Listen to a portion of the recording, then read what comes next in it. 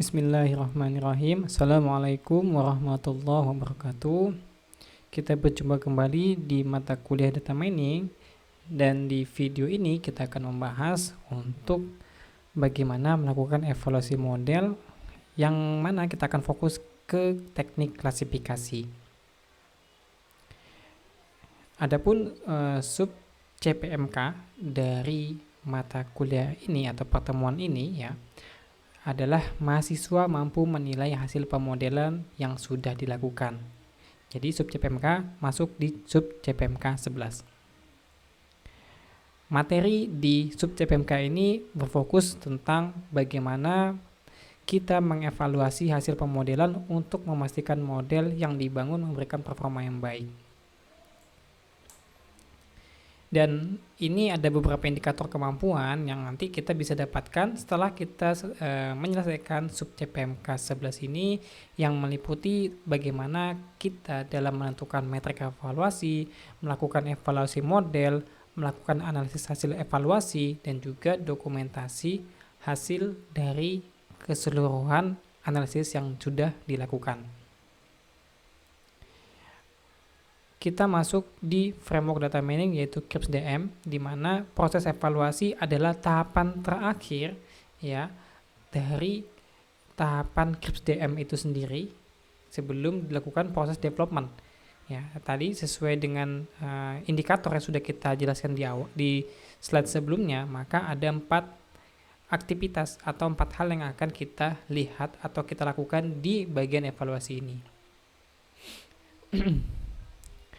Dan apabila hasil yang didapatkan pada tahap evaluasi di sini ya, pada tahap evaluasi ini menunjukkan bahwa belum dapat menjawab daripada tujuan ataupun konteks masalah dari proyek yang dilakukan ya, maka ini sangat berpeluang untuk dilakukan yang namanya pengecekan kembali terhadap tahapan pertama, apakah tujuan yang didefinisikan terhadap hal-hal lain seperti teknik dan hal lainnya ini sudah sesuai ya. Jadi akan bisa berulang kembali ke tahap awal sebelum dilakukannya proses development. Nah, dalam hal pertama yang kita lakukan di dalam evaluasi ya, kita melihat bagaimana metrik apa yang akan kita gunakan dalam melakukan evaluasi. Nah, di sini kita bisa melihat 2 poin ya dalam menentukan metrik evaluasi. Yang pertama, bagaimana kita memahami tujuan dan juga konteks masalah kita ya. Setelah kita paham ya, dan kita mengetahui betul bagaimana tujuan dan juga konteks masalahnya, kemudian kita melihat teknik apa yang kita gunakan sebagai pendekatan, apakah klasifikasi, regresi, ataupun klasterisasi, karena masing-masing daripada teknik tersebut memiliki metriknya masing-masing ya. Seperti klasifikasi yang akan kita bahas memiliki nilai akurasi, precision, recall, F1 score, outcrock, dan juga confusion metric ya, dan juga yang lainnya untuk masing-masing teknik yang berbeda. Nah, dibuka dengan pertanyaan sederhana dengan ada 2 model yang dinyatakan dalam bentuk nilai akurasi, yaitu model Naive Bayes dan juga ID3. Nah, di sini nilainya 76 berbanding 50. Ya. Mana yang lebih bagus dari kedua model tersebut? Ya. Mungkin secara secara mudah kalau kita melihat angka, tentu kita akan melihat nih, karena nilai 76 ini lebih besar ya atau mendekati 100, maka kita akan berasumsi Naive Bayes lah yang lebih baik karena akurasinya jauh lebih besar. Nah, namun tidak semudah itu kita dalam menyimpulkan ya, tapi kita harus lebih mendalami daripada model tersebut, tidak hanya melihat akurasinya saja gitu. Nah, dalam melakukan evaluasi model ataupun hasil performa model yang dihasilkan, ini sangat dipengaruhi dengan 2 kondisi, balance dan imbalance dataset. Jadi kondisi keseimbangan di antara kelas yang ada di dalam suatu dataset ini sangat mempengaruhi ya. Apakah datanya balance atau seimbang ya, ataupun hampir seimbang ya. Ini dikatakan sebagai kondisi balance dataset. Nah, kalau datasetnya tidak seimbang antara misalkan ada dua kelas ya, di sini diabetes dan tidak diabetes ya, dinyatakan di sini atau digambarkan bahwa kelasnya hampir berbeda cukup jauh ya. Jadi yang no diabetes ini jumlahnya 2 kali lipat ketimbang data yang diabetes. Nah, ini perbedaannya sudah bisa dimasukkan dalam kondisi imbalance ya. Itu. Jadi ini sangat mempengaruhi dengan nantinya hasil performa model ya. Jadi kita harus memperhatikan bagaimana kondisi dataset yang kita miliki. Nah, selanjutnya adalah table confusion metric. Apa itu table confusion metric ya? Jadi ini adalah suatu metode untuk mengevaluasi baik itu untuk prediksi ataupun klasifikasi ya. Jadi di sini table confusion metric akan memberikan ringkasan yaitu jumlah prediksi benar dan juga salah ya yang dilakukan oleh model.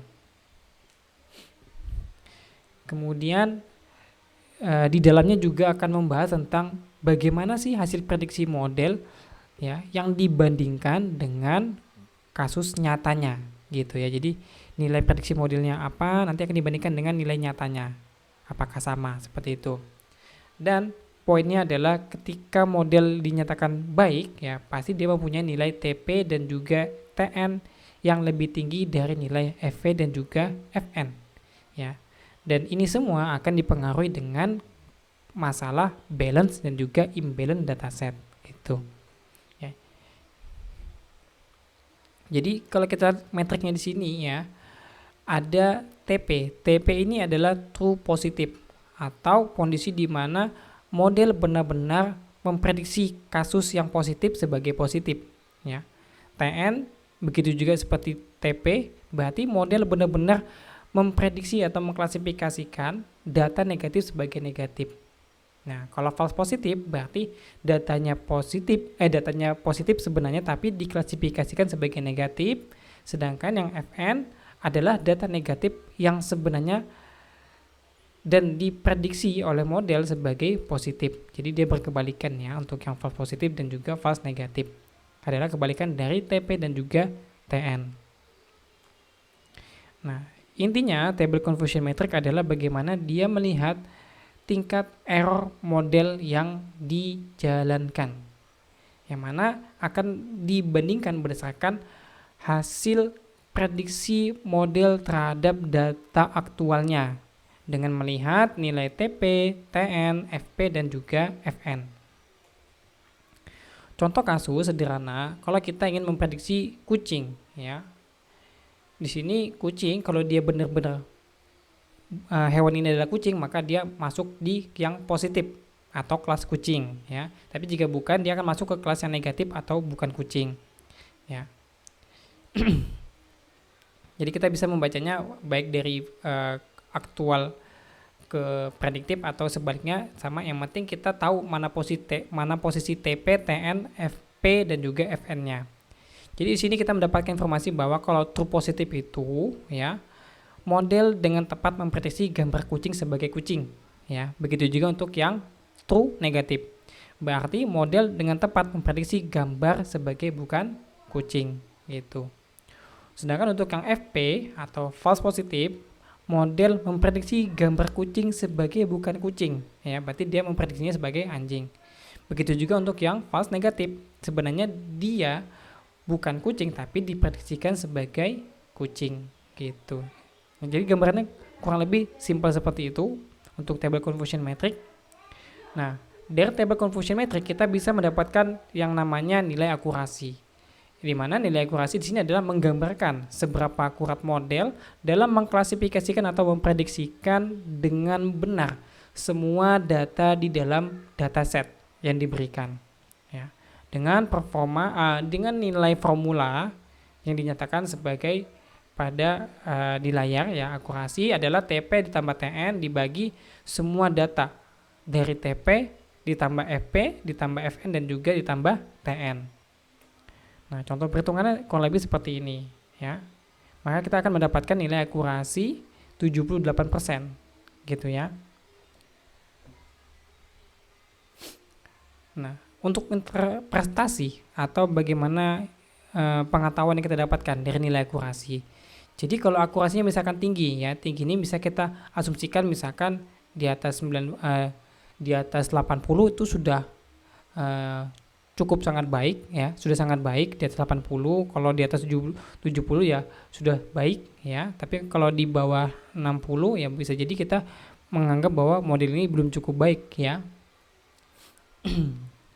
Nah, kalau akurasinya tinggi berarti secara umum modelnya berhasil memprediksi ya kebanyakan kasus di dalam dataset dengan benar gitu. Tapi kalau rendah, maka ini menunjukkan bahwa modelnya kurang efektif atau kurang bagus gitu. Dan ini bisa saja dipengaruhi dengan kondisi-kondisi seperti tadi, imbalance dataset atau juga balance dataset. Jadi gitu.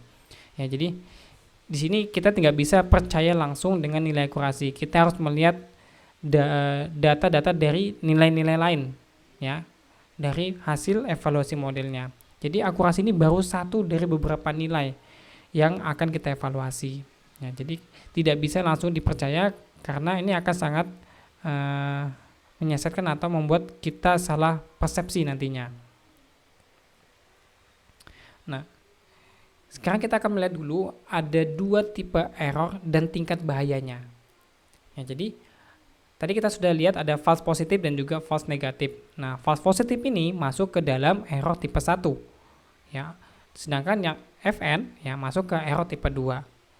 Tadi kita sudah tahu untuk false positif adalah sebenarnya datanya negatif tapi salah diprediksi sebagai positif. Ya, itu yang dikatakan sebagai false positif.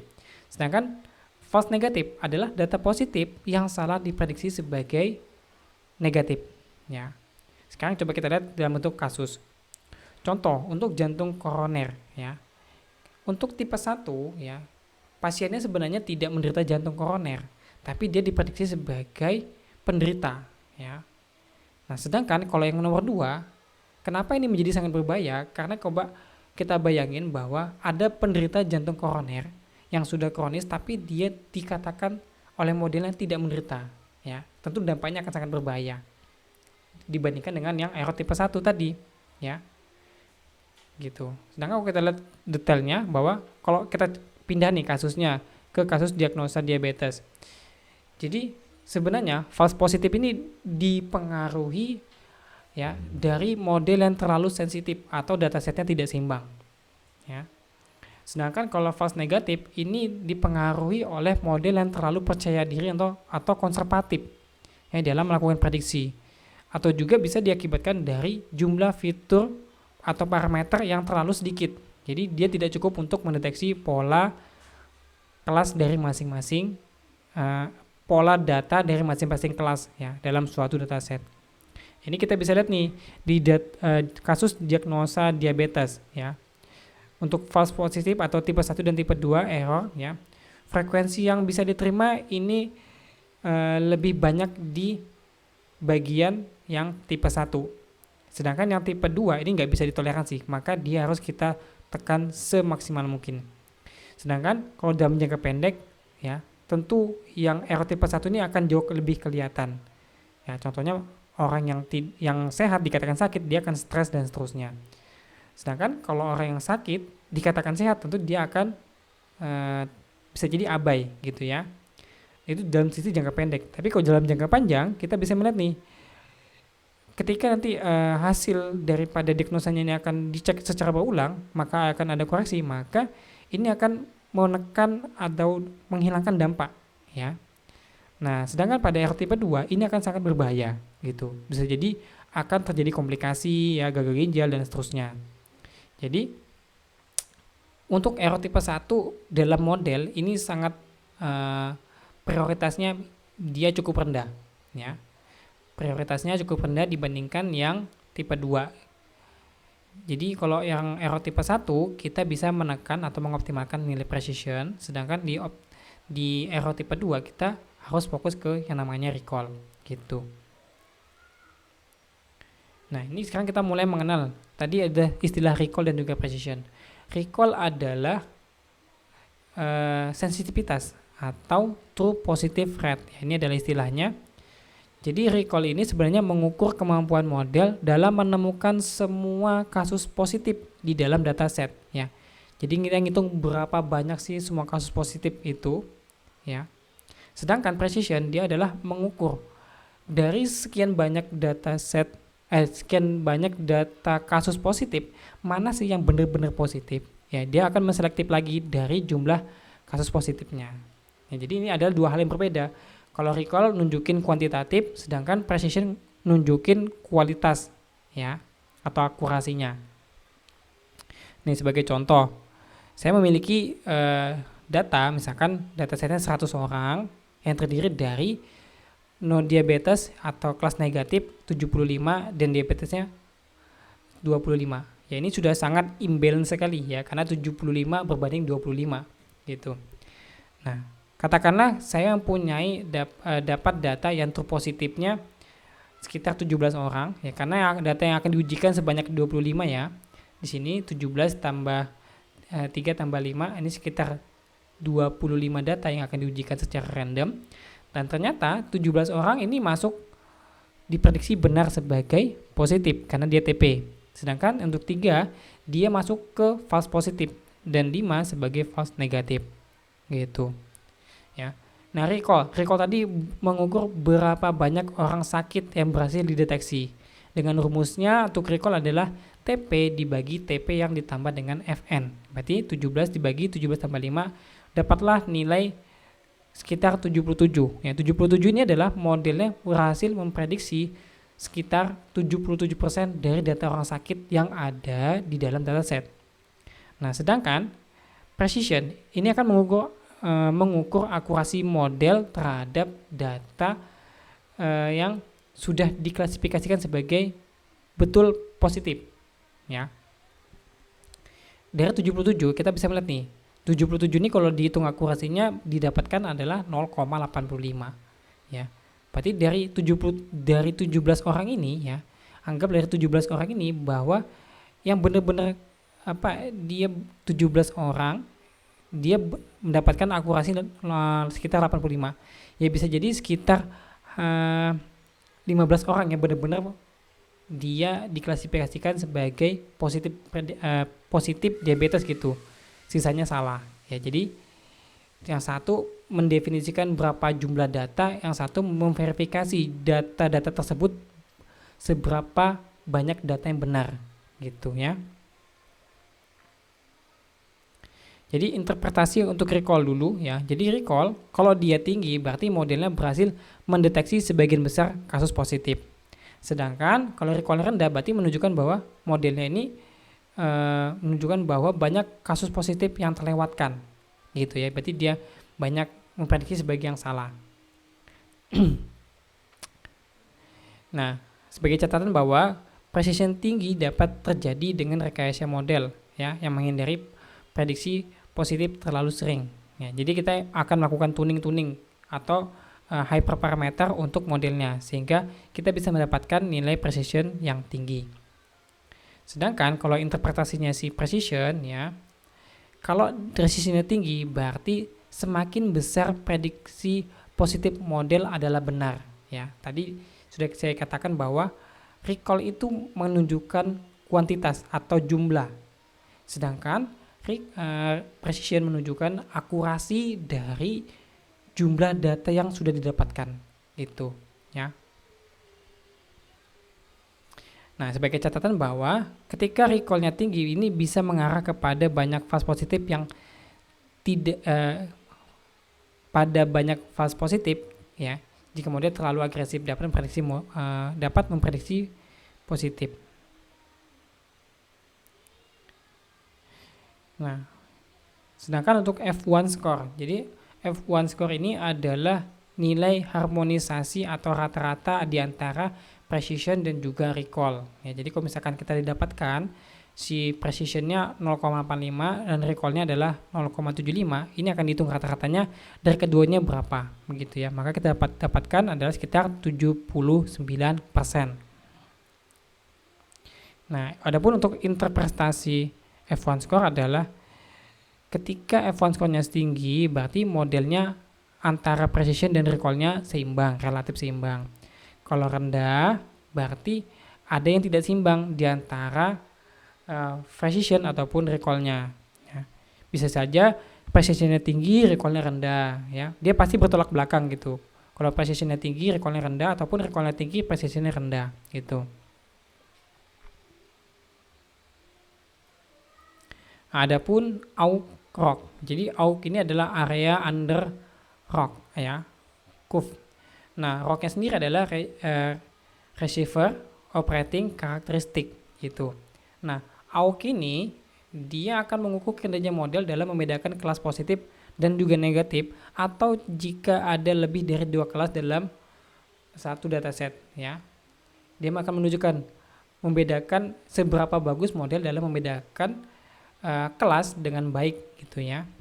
Jadi AUK ini kalau dari gambar dia adalah digambarkan melalui area yang sudah diarsir dengan area gray di sini. Ya, ini adalah AUK-nya.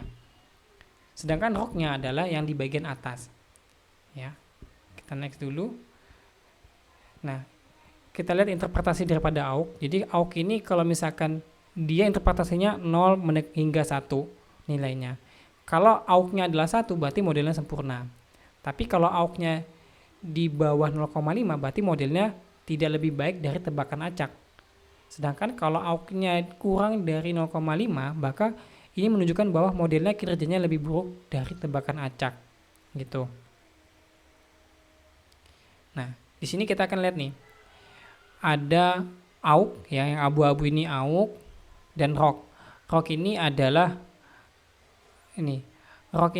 area yang ada di antara area kosong yang ada di atasnya si area AUK-nya ya. Sedangkan di sini ada beberapa line ya. Ini line yang ungu ini menunjukkan bagaimana batas daripada si AUK-nya ya. Kemudian ini batas maksimum untuk nilai AUK, dan yang line yang diagonal ini adalah grafik tebakan acak ya dari model. Nah, sekarang kita akan coba melihat ya, mencoba melakukan evaluasi analisis model. Contoh, kita punya dataset dengan kondisi seperti ini terkait dengan kasus diabetes ya. Kita punya 2 kelas, 0 adalah no diabetes dan 1 untuk diabetes. Nah, datanya di sini dia tidak seimbang ya. Jumlah datanya ada 584, masing-masing no diabetesnya 381 dan 208 untuk yang diabetes. Ya, ini sudah termasuk imbalance ya. Nah, untuk kita jalankan modelnya, kita bagi distribusi datanya dengan proporsi 75 dibanding 25. Artinya 438 training dan sisanya untuk testing. Nah, ini kita gunakan flow seperti ini ya, teman-teman bisa perhatikan flow-nya. Jadi di sini ada yang kita gunakan testingnya berbasis kepada on trend data dengan aliran di sini datanya dari data sampel adalah data sampel. Sedangkan di sini dengan yang cross validation ya, testing juga kita menggunakan 2 aliran, data sampel untuk data dan remaining untuk test data. Nah, untuk prediction-nya kita akan menggunakan sisa data yang tadi 146 untuk testingnya tadi ya. Ya, jadi di sini confusion metric bisa kita taruh di sini dan rock analysis kita taruh di belakang. Oke. Nah, ini untuk yang trainingnya dulu ya, kita akan lihat. Training ada 2 cara kita lakukan, berdasarkan test on trend data dan juga berdasarkan cross validation. Jadi karena cross validation ini dia lebih baik karena dia akan melakukan banyak persilangan antara masing-masing batch ya di dalam cross validation-nya. Kita tentukan dengan fault-nya adalah 10 ya. Jadi akan lebih merata gitu pada saat proses trainingnya. Didapatkan nilai kurang lebih hampir serupa ya untuk masing-masing AUK. Kemudian CA ini adalah untuk akurasi, F1 score, precision, recall. Nah, di sini adalah metric conversion-nya yang kita dapatkan bahwa TN-nya sebanyak 215, true-nya sebanyak untuk positif 107 ya.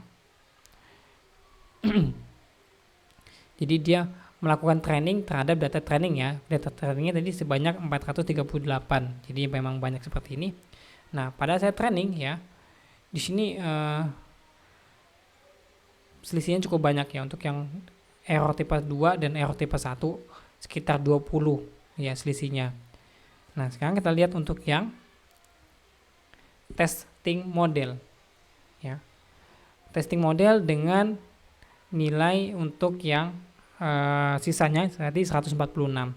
Nah, akurasinya di sini tidak begitu jauh ya. Ya. Di sini tadi untuk yang training sekitar 0,74-an ya. Sedangkan di testingnya dia naik di sekitar 0,78 atau 78% gitu untuk akurasinya. Nah, di sini kita coba lihat dulu untuk yang confusion metric bahwa untuk true positif dan true negatifnya oke, sekian 81 dan 34, tapi kita bisa soroti untuk yang false negatif dan false positifnya. Di sini selisihnya jauh lebih kecil ya. Tadi kalau yang pada saat training dia marginnya cukup jauh, sedangkan pas testingnya dia cukup baik ya. Artinya tidak begitu jauh ya. Namun kita bisa catat bahwa masih banyak kesalahan dalam melakukan prediksi baik itu di negatif ataupun positif, dan margin di antara keduanya tidak begitu besar pada saat testing gitu. Ya, ini yang aktual yang kita dapatkan pada saat training dan juga testing ya. Kita bisa bandingkan training dengan 438 data, kondisinya kurang lebih seperti ini. Yang testing dengan 146 data dan kondisinya adalah seperti ini ya. Nah, kita lihat untuk yang nilai AUK ya. Nilai AUK-nya tadi ini saya contohkan nilai AUK-nya. Jadi AUK tadi kan kita adalah bagian yang ada di bawah sini ya. Sedangkan ROC dia adalah area yang di atas kurva AUK-nya. Jadi semakin kecil area di atas ini ya, maka ini akan semakin bagus untuk nilai ROC-nya ya. Sedangkan semakin besar area AUK di bawah sini, maka ini akan semakin bagus ya. Itu untuk visualisasi datanya kurang lebih seperti itu. Jadi semakin kecil area ROC itu akan semakin bagus ya. Begitu juga semakin besar area AUK ini, semakin ke atas melebar, maka akan semakin baik.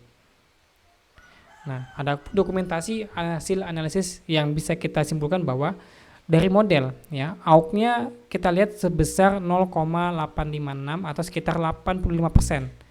Ya, jadi modelnya ini memiliki kemampuan yang baik dalam membedakan kedua kelas, di mana nilai ini didukung dengan hasil kurva ROC yang memang hanya tinggal sedikit area yang ada di atas kurva AUK-nya. Ya, jadi masih ada area sedikit di atas kurva AUK-nya gitu. Yang di bagian kiri atas masih ada sedikit celah. Nah, untuk recall-nya ya sudah mencapai 0,78, jadi modelnya berhasil mendeteksi sebagian besar kasus positif karena masih ada sekitar 0,22 ya, itu ya masih dia tidak bisa memprediksi. Nah, precision-nya ya dari 0,78, nah dia presisi sebanyak 0,79 ya. 0,79. Jadi masih ada masih bisa dikatakan cukup baik karena hampir mendekati 80% tingkat presisinya untuk kasus true positif gitu. Dan ini menunjukkan bahwa model cenderung sedikit lebih selektif dalam memprediksi kelas positifnya.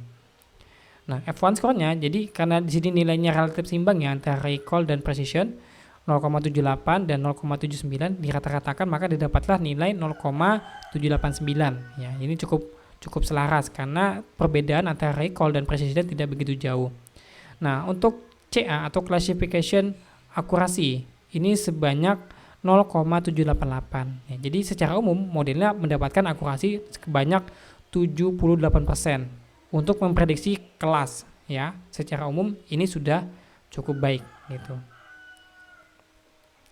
Baik, mungkin sampai di situ ya tadi tahapan kita dalam melakukan evaluasi untuk teknik klasifikasi.